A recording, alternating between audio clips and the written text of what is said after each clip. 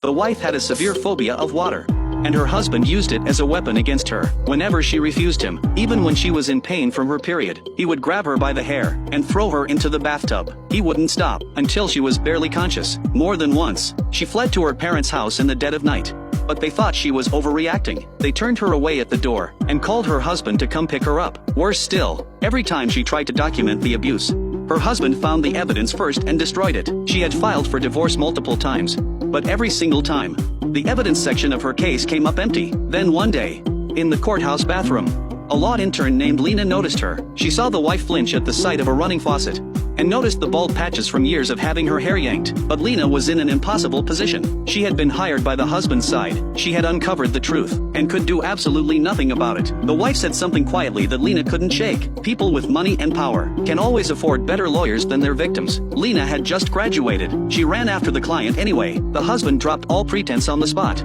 denied every accusation of abuse, and tore into Lena for forgetting where her professional obligations lay. Shortly after, the husband called demanding a new attorney. Jack brought in Ellie, a seasoned lawyer, to step in alongside Lena and take over the case. Ellie didn't really have a choice. The only reason she hadn't been fired yet was that Jack had bought her time by offering his boss, his own biological father, the prospect of inheriting the firm. Seeing them arrive together, the husband wasn't happy.